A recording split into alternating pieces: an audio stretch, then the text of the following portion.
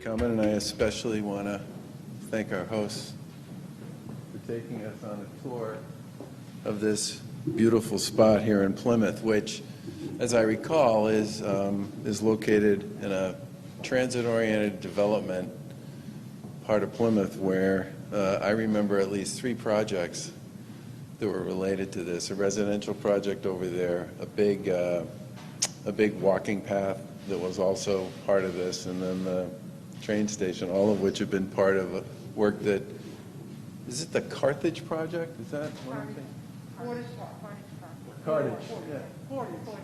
Cordage. The Cordage project that we've been working with people in Plymouth on for a number of years. We're here today to announce another round of grants to small businesses across the Commonwealth. But before I speak to that, I do want to give a quick update on vaccines. Yesterday, appointments started to become available for people 75 years or older to begin on February 1st.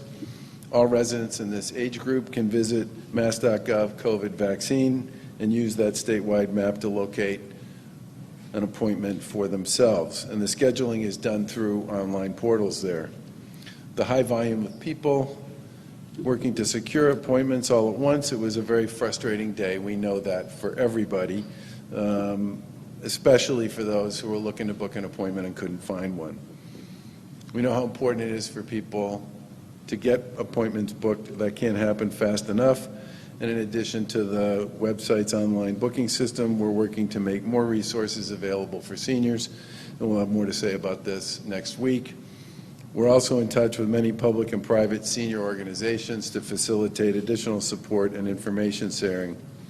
Right now, there's obviously a high demand for a limited number of appointments, but more importantly, people should know that appointments are being added to many sites every day and at the mass vaccination sites once a week, and the once a week is Thursday. We will have 7 of those sites open over the course of the next 10 days or so. Right now there are appointments at Gillette, Fenway Park, the Eastfield Mall in Springfield, and the Doubletree in Danvers, and we encourage folks to look for appointments at those sites. Yesterday, for example, Springfield and Danvers posted 10,000 appointments, and they were booked within hours. Today, Springfield and Danvers posted an additional 15,000 appointments, and those are being booked. And Gillette Stadium and Fenway Park posted 20,000 new appointments this morning, and according to the folks at the command center, these appointments are also fully booked. The mass vaccination sites post their appointments, as I said, once a week, and on the weekly which is based on the weekly allocation of vaccine that we get from the federal government. That way, when people do book an appointment for a time and slot in the next 7 days after that, they can be certain that the vaccine will be available for them when they get there. The mass vaccination sites will post a large number of new appointments every Thursday. However, it's important to note that based on the number of vaccines that we receive, which this week went from 80,000 to 100,000 for next week in new first doses, the number that we receive from the federal government, the number of appointments that we'll be able to make will depend to some extent on the vaccine we get from the feds, and we anticipate and hope that that number will continue to grow in the weeks ahead. Other sites like the CVS Health sites post new appointment opportunities daily, and they plan to post at the 8 sites they currently have in Massachusetts, and they'll be rolling out additional sites over the next 10 days. Those 8 sites can do about 1,150 appointments a day, which represents about 8,000 a week, as I said. They will be adding additional sites in Massachusetts over the course of the next 10 days. Their appointments yesterday were fully booked, but you should check with a site if it's near you each day because they will be adding appointments every day. In total, today alone, over 35,000 new appointments will go live at different sites. And if you're looking to visit other locations like pharmacies and community health centers, you should check back frequently because they do open their appointment books every day. The one difference is they're smaller.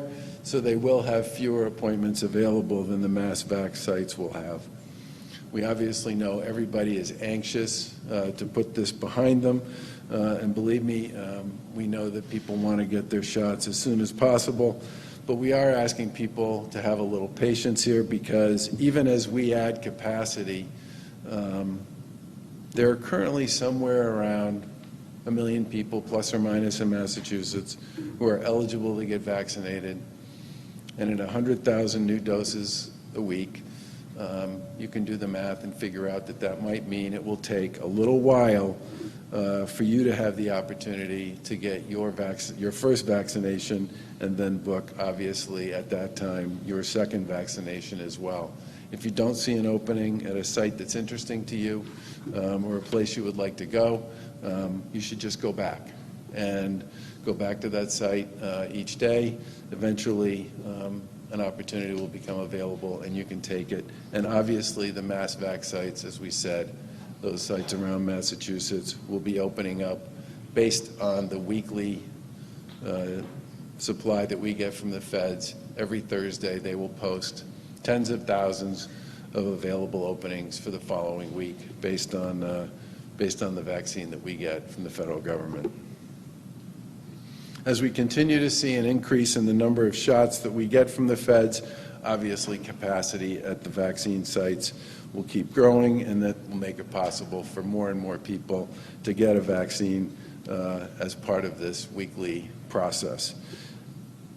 Again, we'll be announcing more resources soon to help seniors book their appointments, and that will make, I believe, things a lot easier, and we'll make other adjustments to make the process smoother for everybody. Now, the reason we're here today is because Raquel and Bob were kind enough to host us. Thank you very much. It's 1620. It's quite a building. You could play basketball in here. I've been to Cordage Park, as I said, a few times, including during the summer of 2018 for the groundbreaking ceremony we had on the Harbor Walk Apartments. A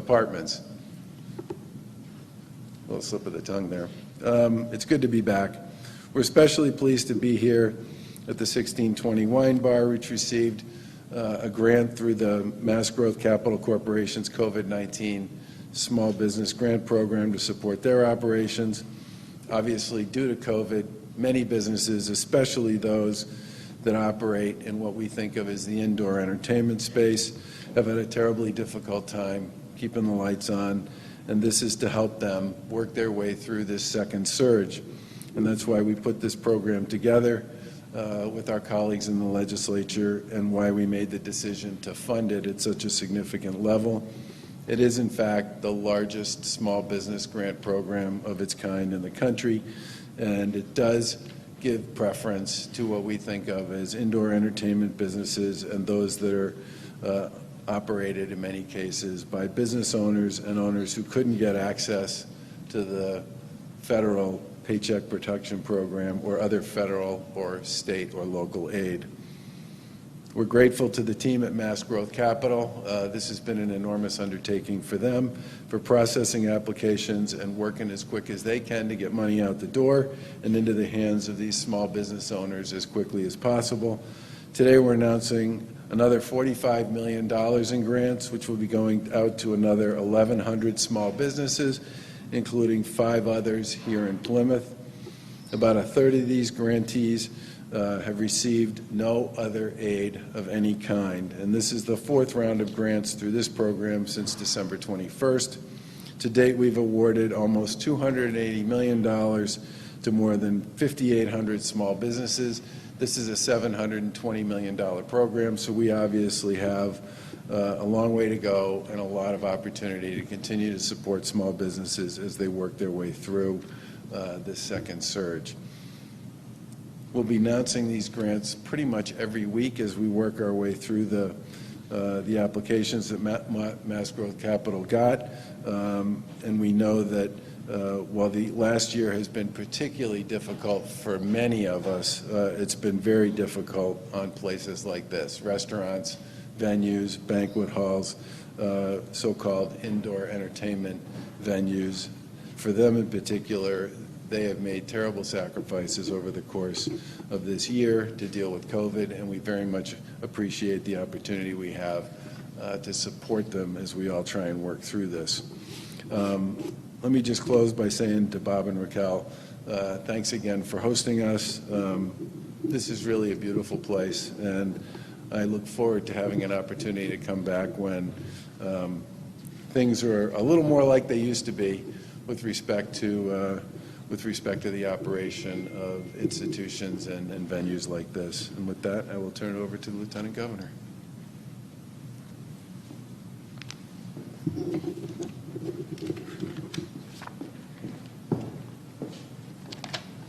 Thank you, Governor. Like you, it's great to be here in Plymouth at Cottage Park. I was last here for an official event in 2017 when the state invested through its MassWorks program in the infrastructure, including a road and utilities, to open up this large tract for new development.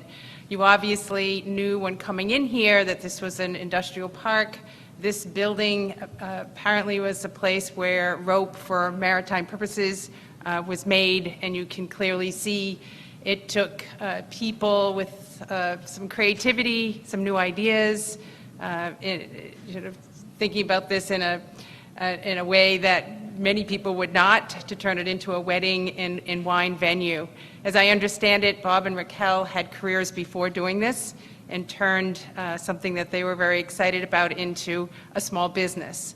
And it gives us an opportunity today to celebrate the ingenuity and the entrepreneurship that is very much a backbone of the Massachusetts economy. And to come here to a place that not too long ago was vibrant with activity and joyful moments for couples and families to come together, and to see it today as we round the corner through this pandemic in a less active state, says to all of us that the program that we are using to support small business is needed now more than ever to help small businesses like this bridge to that time where they can become fully operational. We want to thank Bob and Raquel for working hard through these challenging times. You certainly are an inspiration to us and to many others that are trying to get through it. And today's round funding includes a daycare in the Berkshires and a coffee shop in Provincetown and restaurants in Worcester and New Bedford and a pet groomer not too far from here. And when you think about these places, before the pandemic hit, they were places that we just took for granted would be there. We would go for our services, we'd hit our favorite restaurant, we would shop locally, and we want to make sure that all those favorite places that we enjoy, the familiar faces that we see behind counters, are still there when we see the COVID-19 exit the Commonwealth. And that's why this grant program is so critically important. There are 1,100 businesses receiving grants today. Each of them are in communities across our Commonwealth. Obviously, they include things like bars and restaurants, 219 of them, 153 in beauty and personal care, more than 100 retailers, and another 100 in education, just to name a few. When I think about this, I also think about this past year in Plymouth being a year of celebration for their 400th. Obviously, it did not take place the way they envisioned, and we look forward to celebrating at some point with Ken Tavares, who I know is here, the chair of the board, who worked really hard for that. And we have our local legislators, Lenatra and Moran, as well. But certainly the winery named after the year 1620 is a pretty special place for all of you in Plymouth, and may we work together to see the days when this is a place literally lit up with exciting moments and really good times ahead. With that, I'd like to now turn it over to Secretary Keneally, and I want to thank Raquel and Bob for having us here today.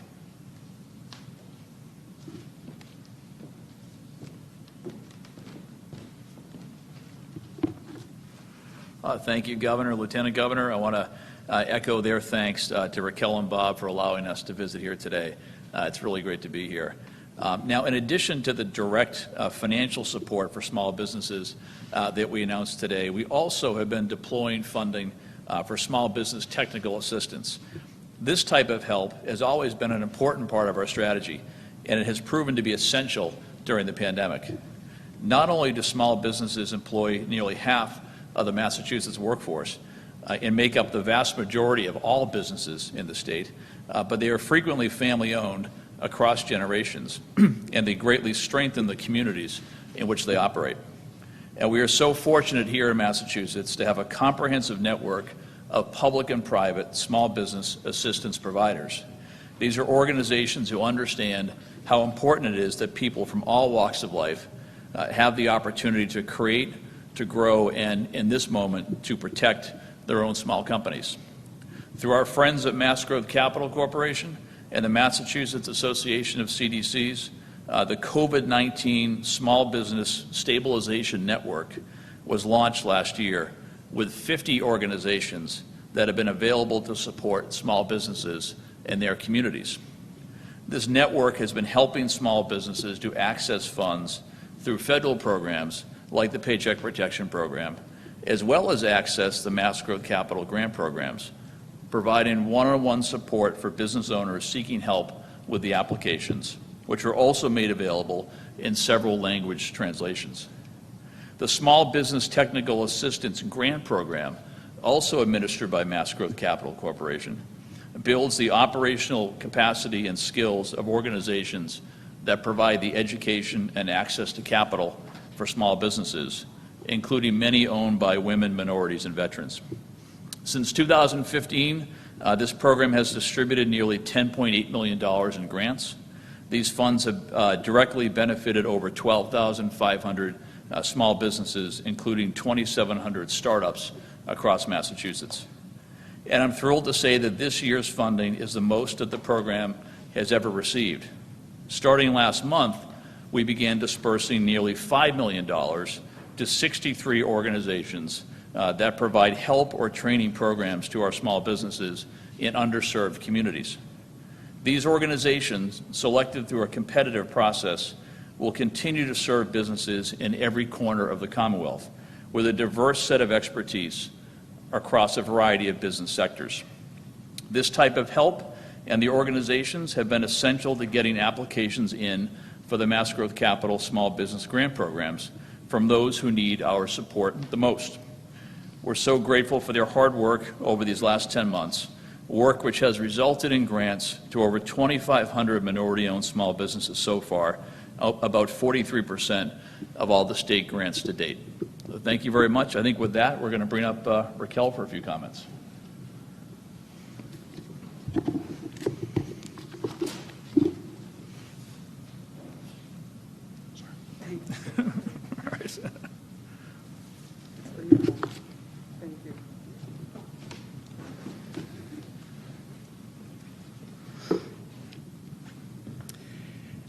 This is so exciting, I feel like I'm meeting Beyonce. I'd like to tell you a really quick story.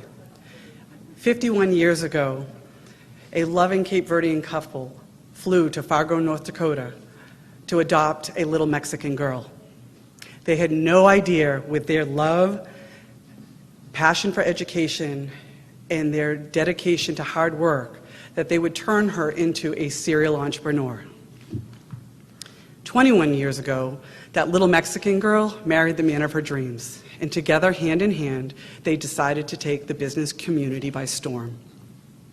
In 2015, the 1620 Winery and Wine Bar was created, and with over 100 events and countless happy brides, I think it's safe to say that it was a huge success. And then 2020 happened.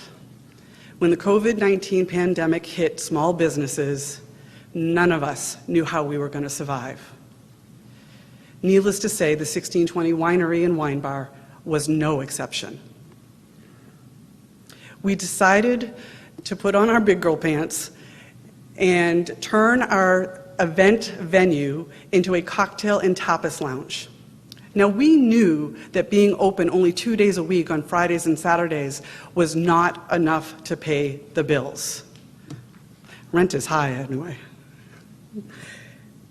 Today, I am so pleased to announce from Governor Baker to Lieutenant Governor, all of his staff, that we received one of those grants.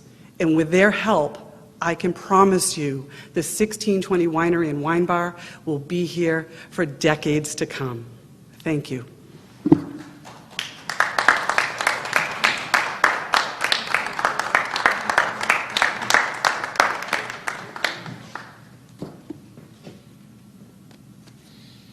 I'm looking forward to coming back.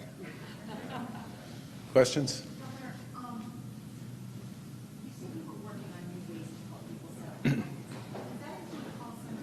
Yeah. And when will we learn more about that? Beginning of the week. Senator Aaron Lesser filed legislation today, emergency legislation. He says the current system has created mass confusion and anxiety. He wants to create a one-stop online portal and a phone hotline. Do you agree with that? Has it created mass confusion and anxiety?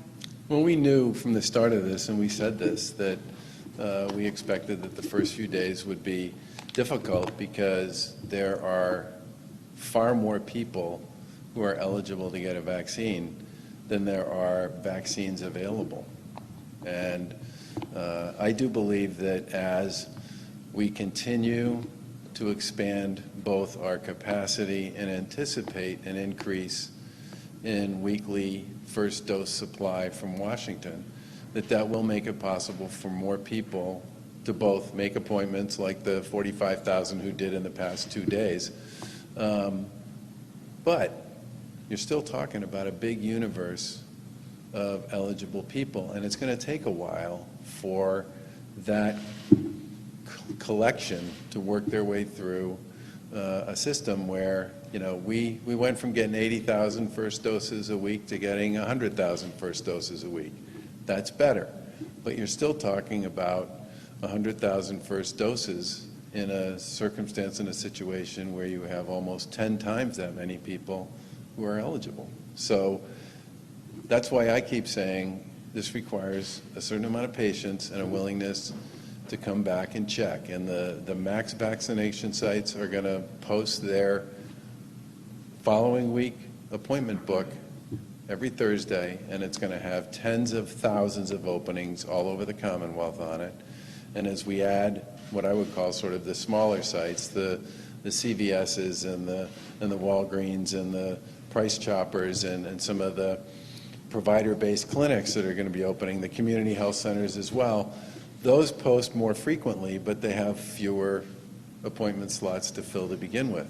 But the big hope we have here is that as this goes forward, we get additional vaccine from the feds, we add additional capacity, more people get their first shot and get an appointment for their second shot, but it's going to take a little time. Governor, what was any surprise by you or your staff with yesterday's rollout, some of the complaints that your office got? Was there anything that just caught you off guard? I think the biggest, the two big issues we heard yesterday were, number one, we need some sort of a call center that people who can't use the online system can access. We agree with that, and that'll be happening next week.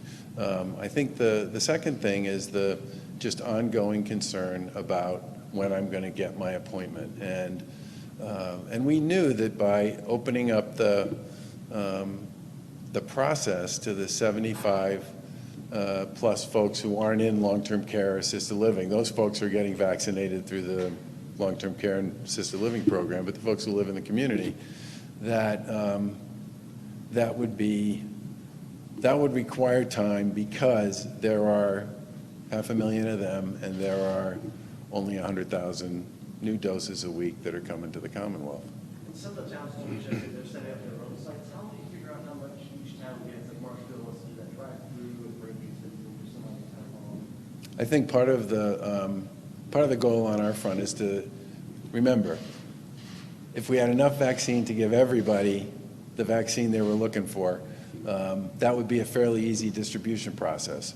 What I would say is that we have a growing amount of capacity. We expect and anticipate we'll be able to do 305,000 doses by the 15th of February a week.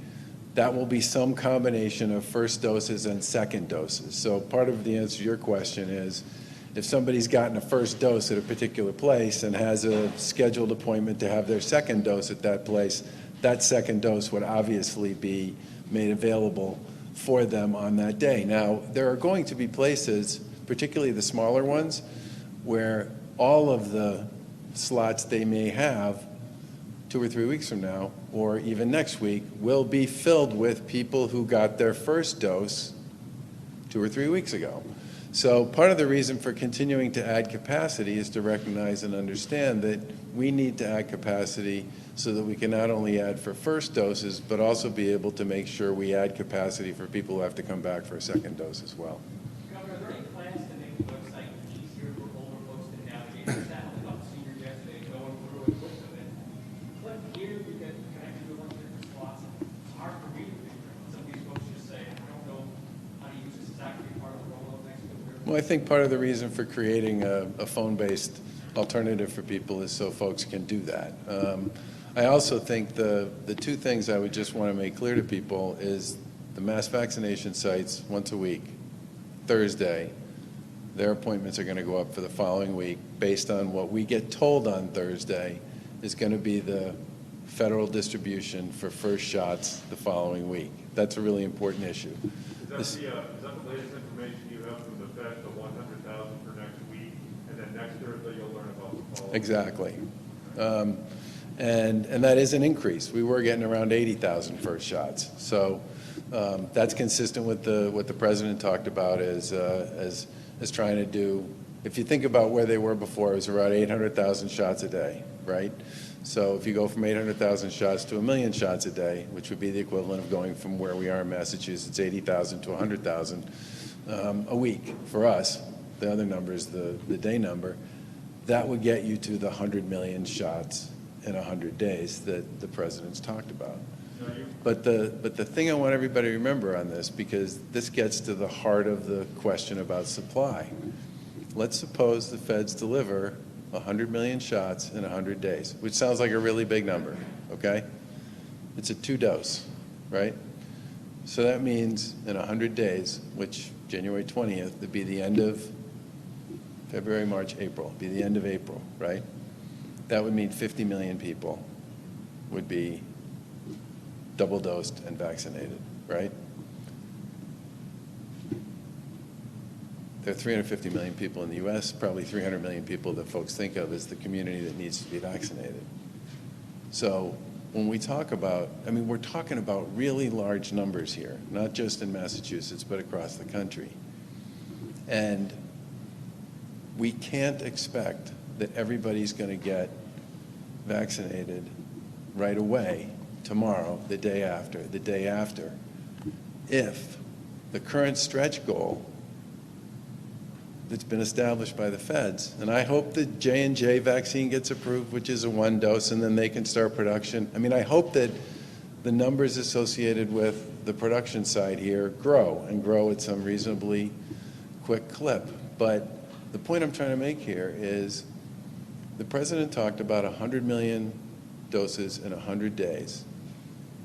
And people thought, wow, that's a big number in a fairly short period of time.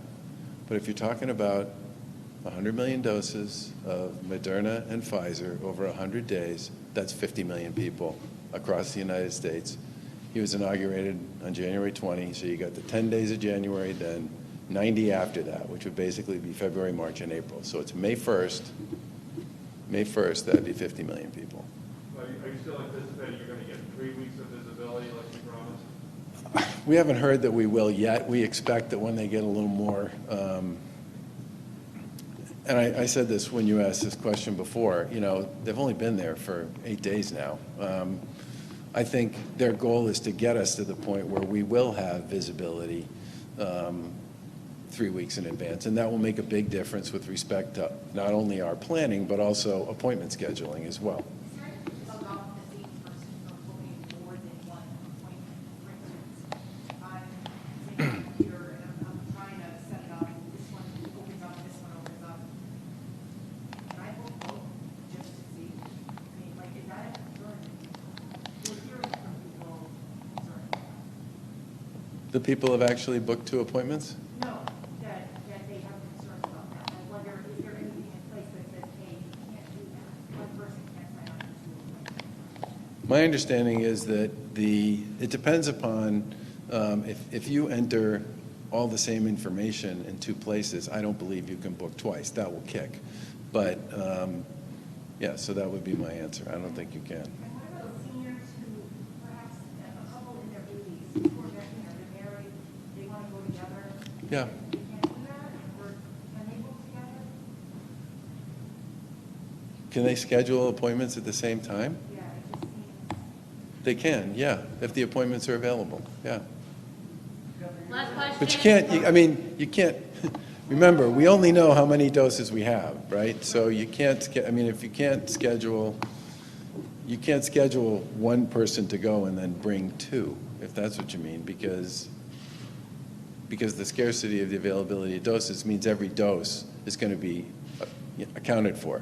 One of the reasons we're doing this 1 week process and trying to stick to a 1 week calendar on this is we don't want to end up in the place that a number of other states have ended up in, where people have made appointments and then been told either when they showed up or the day of that there was no vaccine available for them when they got there. Governor, can you clarify why we didn't use the phone system at first? We have work to do on this stuff, and the phone piece is something I would have liked to have had ready, and we will soon. And I know it will make a big difference for people. It was always in the works, just Yeah. time out with the online. Correct. Did your plan to also streamline the online appointment process? We've been hearing from some people that they wait in line for one, they can't get an appointment, and they have to do the same for another provider. It seems like there's so many different providers, everyone has a different process for signing up, and that's been a real big source of frustration for people as well. Again, I think as the number of sites grow and the number of seats grows and hopefully the number of vaccines grow, people might not have to spend as much time doing some of that shopping. We'll certainly see if we can come up with a way to make it simpler for people to do it, particularly if there's like a radius in which people want to play. But the biggest challenge for this is more vaccine, more slots, which will make it possible for more people to book. Quick question. I've had people ask, when do I sign up for the second dose? Is it when you're getting the first dose? It varies a little, but most of these places, remember, when you get your dose, they're going to make you wait, right? They're going to make you wait 15 minutes or so just to see if you have any kind of a reaction to that.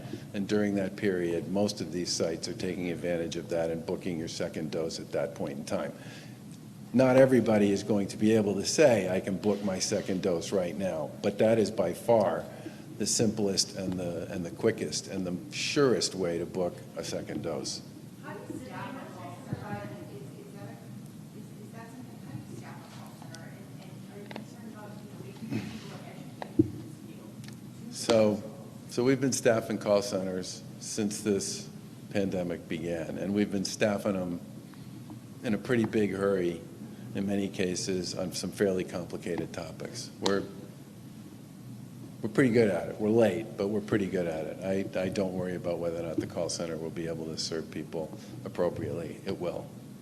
Can you tell us what kind of guidance you offer to be provided to these different healthcare providers that are creating the vaccination software? Because it just seems like they're, everyone's kind of doing something a little bit different. We're hearing from some people, they were even been asked to upload photos of their insurance cards.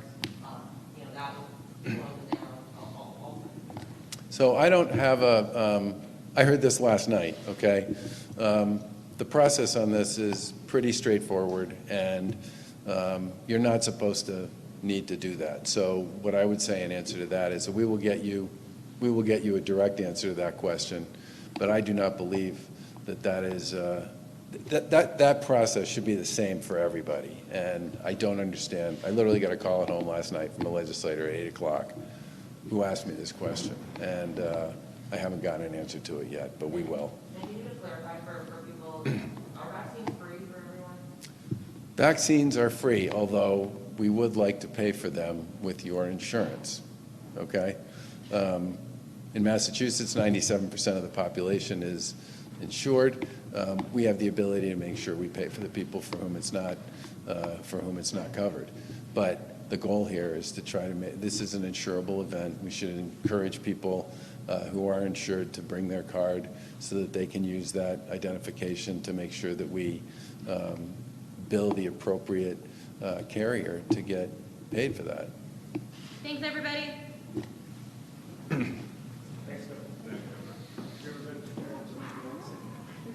Yeah, no kidding. I'm actually kind of surprised that nobody asked me what I bought. I bought some really nice, I got some really nice red wine. He started, no, but I have no palate. That wouldn't have mattered. This is strictly for my wife. But the question I got asked was, he said was, well, so what kind of red wine would you like? And I said, one that goes well with pasta, all right? Because the answer to the more technical answer to that question is